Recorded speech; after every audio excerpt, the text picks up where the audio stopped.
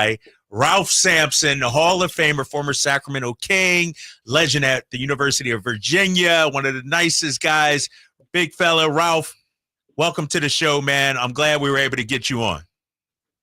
Henry Turner is all I got to say. Here we go. Ralph, tell me about HT. Tell me about HT. Hey, man, for all of us that were there, he's still there. I'm so proud of him and happy that he's still involved with the Kings and the NBA. Special person, special wife, family. He can jump out the gym. Hey, very, very good professional athlete. So, Hank, what's up, man? Big fella, what's happening, man? How you doing? I'm good, brother. What's going on in lovely Sactown? Hey, you know how it is, man. Always trying to make $1 out of 15 cents. You know, Ralph, I tell the story all the time, dude, about, coming to the Sacramento Kings, and they had just signed you, and we had Rodney McCray. And I always tell people, just because, you play professional basketball, it doesn't constitute you as being a pro. And I always say that, between you, Rod, then Antoine Carr came in, you guys showed me so much and taught me so much about how to be a pro, bro. And I will always, always love you for that, man, taking me up under your wing and just showing me the right things to do as a young player. Yeah, we was old school guys back then, but you came in with, all the eagerness and all the thing with Anthony Bonner. I mean, all the crew, right? So we had some young guys that could play. And then you and the crew, Wayne Carswell. I mean, there's Travis May. So it was a good cast of guys. Fortunately, but unfortunately, we banded together. We stuck together, no matter what. But I'm teaching even a program I got called LEAP to athletes right now with the Commanders and the Wizards and the Mystics, right? About how to be one of the first modules, how to be a pro. And that's been from our days as well. Because time management. Like if they had all the stuff, if we had all the stuff they got now, what would happen, right? I mean, we didn't have fly private. We had all the things they got today, as you know. We'd have been like 100 times better because of what they got, right? Because we didn't have that mentality. We had that dog mentality to go play. We didn't have chefs cooking for us, flying on private planes, none of that. Right. So I look at the evolution of the league, and we are the pillars that basically have helped make this league as great as it is, but wish we could go back and do it over again, But we had fun. The great Ralph Sampson joining us. Ralph, let's continue that point because, I got a 16-year-old kid and, I'm trying to get that dog mentality in him, get that work ethic. You talked about, how you had it, high flyer, your generation coming up. How do we get back to that, man? With the athletes and with the young players, or is it like the cat's out the hat? It's too hard to put the mustard back in the tube there. If you ever find a way to put the mustard back in the tube, let me know. Right now, I'm in LA right now at a place called Shutter. It's a great resort that I know, and walks in is. The Brooklyn Nets team trying to get, I guess, a couple workouts in. I see some of the coaches that I know, et cetera. But how do I become a pro? I mean, what do I do? What do I work at that? I said, what separates the good from the greats and the ones that just barely make it is your attitude and your grit and grind about the game. I mean, they got to work out here. They'll come in like a days ago, walk in like, okay, great. There's a weight room downstairs. I've been in it every day. I haven't seen one of those players in that weight room yet. Wow. After the fact. You get up, eating great food, going to the practice and gym, but then you go lay in the room and play fucking video games. Excuse my French, but that's the way I say it. But it's just crazy how it works. And you got to have that grit and grind. You know what, big fella? Have that grit and grind and make it to the top. Go ahead. Let me ask you this, because we always go around the round about old school players who could play in this era, who could get down in this era. And, we knew you were coming on. And I told KD, I said, if we could take Ralph Sampson right now and put him in today's basketball game, I said, this dude was 7'4" back then, handling the basketball, low post game, dribbling, doing everything that a guard could do. I said, really? Ralph Sampson in today's game is Wembanyama. Well, I mean, I've been recognized with him. I mean, Wemby's a great kid, great athlete, tall, lanky, shoot three. You know, we as you know, I mean, if you remember Dick Motta, he wouldn't let a big fella shoot a three. I mean, you know, you run that our offense that he ran, that he was a football coach, Bill Fitch. I mean, I may have shot 100 threes in my career, maybe. And they get 100 threes in almost 2 or 3 games, you know, these days as a player. And I would love to shoot the three and bring the ball to the court at that point in time in my era. And Wemby's a great player, but I think they need to slow him down a little bit. I mean, he's still growing. His body's maturing. And he's, 18, 19 years old, put him out there. And the NBA ain't no joke. 82 games is no joke.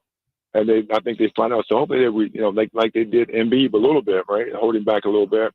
Because they ain't going to win a championship right now. Ain't no way they're going to win a championship right now, right? From that perspective. But anyway, it's a good comparison with me and Wemby. I mean, I'll hopefully we'll meet the kid one day and see kind of how he is and I can help him I will. Ralph Sampson joining us, Rookie of the Year back in 1984, 4-time All-Star right out the gate to start his career. Ralph, when I look at your numbers, I remember watching you, I'm from Philly. I remember watching you, growing up and everything. 21 points, 11 rebounds as a rookie. Then Olajuwon comes on, but you don't miss a beat. It's not like your numbers dip down or you average 22 and 10 and a half the next season. How did you guys make that work?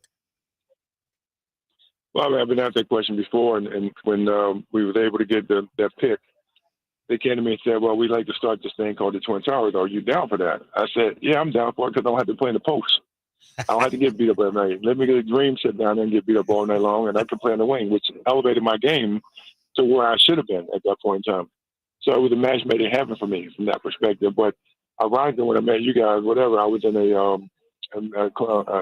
with James Worthy and all the Laker guys. Me and Worthy go way, way back. He said, if I would have came out, James Worthy would have went to the Lakers. I said, well, we know that at that point in time.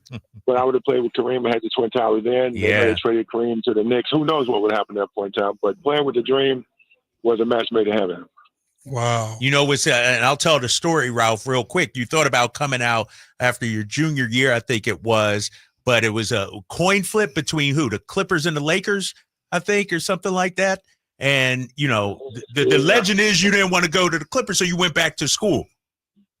Well, actually, it was Indiana and the Lakers one time. Indiana, okay. And knowing the league, I mean, as I do today, I probably would come out. Back then, I couldn't say, okay, I'm going with I got a pretty good team in Virginia. I got one more year or so to make it work, win a national title. So I was okay. My body was maturing physically because the NBA back then, the Hank knows it was. I mean, you had to be tough. I mean, Maurice Lucas and the boys would kick your tail if you go in there half-ass. So it wasn't like today, right? You didn't have the big power forward bruisers that's going to take hard picks and hit you in the head or elbow you, right? So I was content at school. I was on track to graduate, and I was having a good time as well. Big fella, that's one of the things that, you wish you had a crystal ball, because I'm going to tell you what, I would love to see just Ralph Sampson in a type of motion offense to where you can come off screens and pull up jump shots at the free throw line, or, step back and beat guys off the dribble. Because I tell people all the time, I'm like, Ralph had all of that in the 80s when I met him. You had a knee injury, but you still had all the skills of a guard. Yeah, we kept the skills up, anywhere, even with knee injuries. Transitioning, going from Houston to Golden State and the not too good situation out there. And then going to the Kings as well, where we started, and I started to get back in shape. And I don't know how you remember, so we had to run. Dick Miles said, we got to run the mile in a certain pace. I'm like, okay, the court is 94 by 50, and I can get up down the court. A mile don't mean anything, because I never ran a mile in my life in world record time, even when I was in college. My teammates would go out on a 3-mile run, and as they were going out, I would go with them. And by the time they turned around and came back, I was still going out. So I hated running a mile. But I was in pretty good shape that one time we ran a mile. But, I think that hurt Motto, whatever, to get me any playing time or keep me on the team or anything like that. But, it is what it is. And it's old school. But yeah, coming back to play at that era today, whatever, I'd have freaking loved it. I mean, I watch it all the time. I would have loved playing, dribbling, shooting, coming off picks, and then, like, the knowledge of the game. Right. You got to be a student of the game. You got to understand the game. I think we understand it more, these young kids today, because they just want to dribble and shoot and hold the ball and dribble and don't make pass. But we cut, we drove, we dribbled, we shot, we post up, we took advantage of everybody we played against, which I don't think they do that all day long today in today's league. No doubt. Basketball IQ is such a big thing, KD.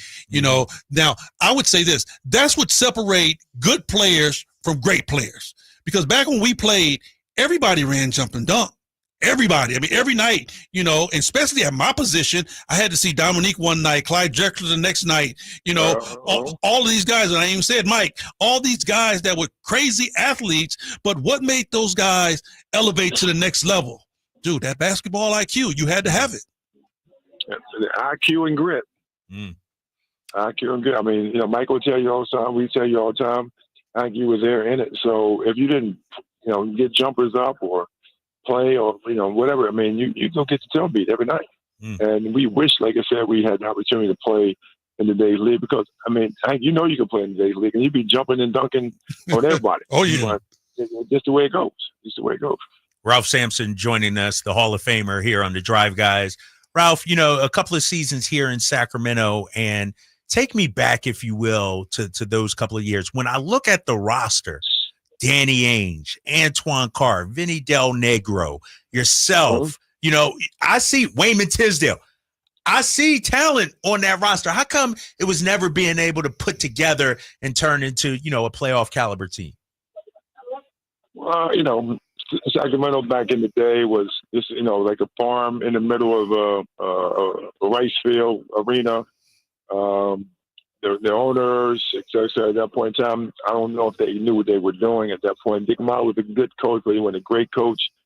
And so it just wasn't in the water, right? It wasn't in the water that we could be a match at a good team, because we didn't have the ability from a coaching staff or a front office, and it was in shambles. Everybody knows that. I mean, the team wasn't going to be sold, or we had to figure out, when we got our checks, they go through. A lot of stuff was going on back then. And, Hank goes, well, so my contract was up, and the owner at that point, well, we'll trade you your contract for some acres over here in the rice field. I'm like, way. Okay, I just want my money. Let me get out, and let me be done at that point in time. So it's a lot of chaos. When I went to Golden State, with a lot of chaos down there as well. But I tell you what, though, Ralph, we had to beat you to the bank. That was the problem. and I got my check. I got out there quick. Hey, Ralph, somebody on the text line had this to say. He says, my mom worked at the Holiday Inn in Sac back when Ralph Sampson stayed there back in the day. And she said he was the nicest and most respectful person that she ever met. I was a big fan of his. I want to thank him for being so good to my mom, and I wish you the best. That's from the 916 on the text line, Ralph. Perfect. Whoever it is, thank you so much. I thank my mother and father for bringing me up the right way, and I get that now, a lot. I'm actually, like I said, in Southern California, and some people here, like, I'm actually watching them right now. They come on vacation. I've never met them. They told the general manager, like, he's the nicest guy I ever want to meet. He spoke to us, but that's me. And that's been me for years, so I appreciate that coming from a fan in Sac. Hey, Ralph, let me ask you this, though. You played on Houston. You and the Dream made it to that 1986 NBA Finals. You guys upset the Lakers. Lakers had won 62 games that season. You guys had won 51. Did you know going into that series you could beat those guys? And obviously you had that crazy shot, that iconic shot that sent the Lakers home. What was the vibe going into that series? Because the Lakers, Magic, Worthy, Kareem, all these stars. Did you guys know that, we could beat these dudes? Well, I mean, we felt during the course of the season that we were pretty good, right? We had our ups and downs. We had our ins and outs, trying to blend the team together, right? Mm-hmm. And so we felt comfortable, but we had played a grueling 7-game series against the Denver Nuggets, Alex English and all those guys as well. And actually, our bench won Game 7 in Denver. And so we go to L.A. and get blown away the first game. And so L.A., I think, was on a high. They're like, okay, great, we're going to beat this young team, and they're not quite ready yet. we had a meeting. I don't forget it. We had a meeting in the hotel, and we said, like, that's this first game. Let's go and kick their tail. So we came together after that first game because we went from one game, skip a day, to play a game. And you playing a mile high, and the accident's gonna kill you for a little bit. It's gonna take a minute to recover, which we had to do that. So when we played the next game, we're like, okay, now we got it. We won the second game at home, and now we're going back home, and we rolling. Especially when we go back home, we go back home with the next two, and it's a wrap after that. But the shot that came down, I give him another. Rod said it wasn't a shot; it was his pass. So I'll commend Roddy McCray for sending me the ball and putting it in the right space at the right time. Man, we got the great Ralph Sampson joining us. I'll be honest, Ralph, I grew up in Philly, but I was a Lakers fan.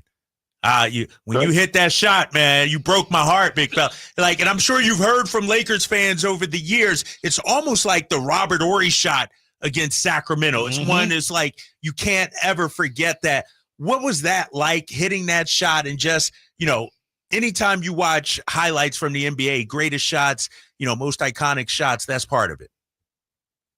Yeah, I mean, you always dream, of making a shot like that. You practice it.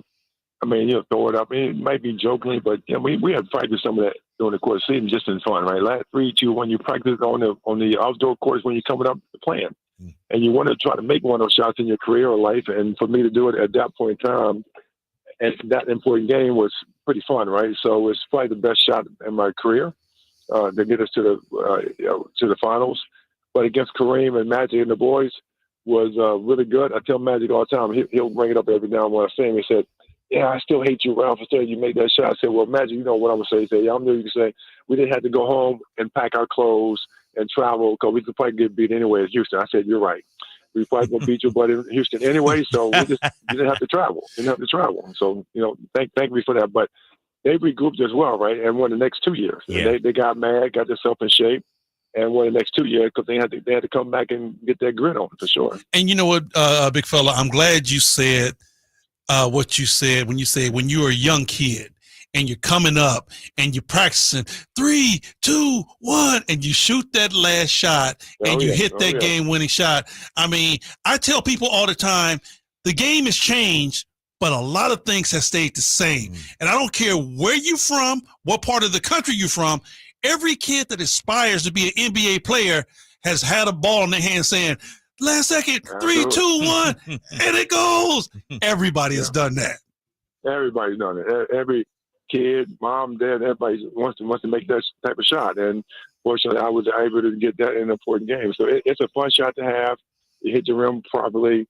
It was on the post. If you pay attention to the video, Kareem did that from me. And I said, okay, let me play outside a little bit because Bill Fish wanted me to go inside and then turn. I said, let me push him in because he might front me. If he pushed me in, he fronted me, then Ryder was going to throw a lob. And I would have got that and try to put in. But he didn't front me, so I pushed him in, turned on him, got the ball where I wanted, and then he didn't jump. He didn't put his hand up. So the rest is history after that. But everybody wants that type of shot, no matter what. Ralph Sampson, the Hall of Famer, joining us. Ralph, there's so much talk about who's the greatest, who's number one. And I don't necessarily need you, or if you want to, you can go that route. But I'm not going to ask you who's the all-time great. But it seems like the big man never gets the credit. Like, to me, Kareem got to be in the conversation. Wilt got to be in the conversation. Shaq, Patrick Ewing, when you play, there were so many great big men. Can you just speak to, a lot of times we hear Magic, LeBron, Jordan, but the big man ruled the NBA during your day, before that, and even now we're seeing the resurgence of the big man. Yeah, I think the resurgence is coming, but will they play them the right way? I don't know. The problem with the resurgence of the big man right now is that there's no big man coaches. Somebody can coach them mentally and physically. And, got guards coaching guys, which is great, right? It's not a big deal.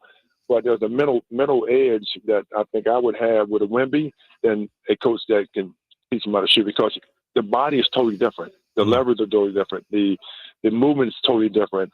And you've got to understand that when you have movement and exercise, they can do that. That's the first thing. The second thing is just the competitive edge that you need to play at this level.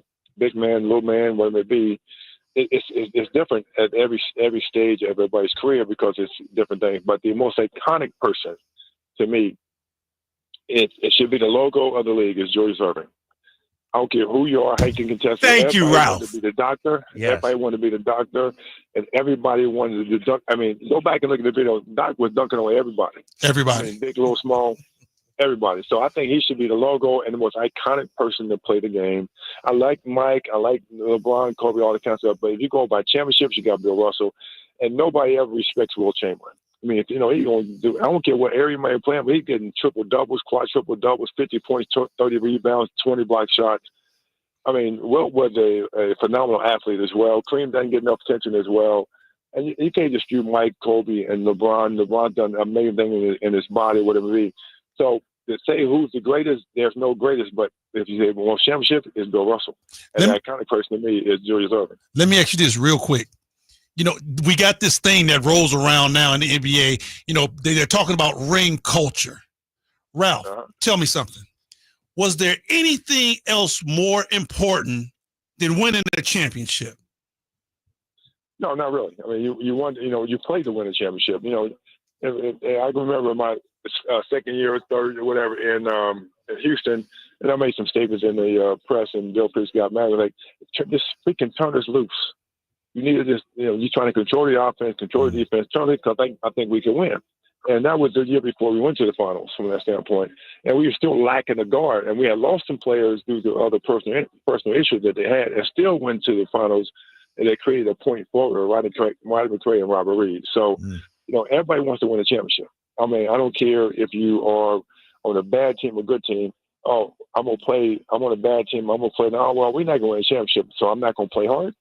I mean, I think that's deterrent to the player, disrespectful to the player, because you got me on a team and we're not going to win a championship. Well, come right now, every team's even, and then there's some teams that will be better, which we understand. But if you set the mentality right now of these players, like, oh, we're not quite there yet, and we can't win a championship this year. I mean, why are y'all paying me then?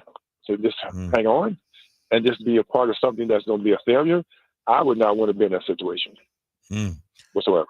That's the Hall of Famer right there. College Basketball Hall of Fame, Naismith Memorial Basketball Hall of Fame, 4-time All-Star, NBA All-Star MVP. Also, I might add as well, Ralph Sampson, a former Sacramento King. Ralph, we appreciate you jumping on with us, man. We got to have you on again. Thanks for your time today. Anytime.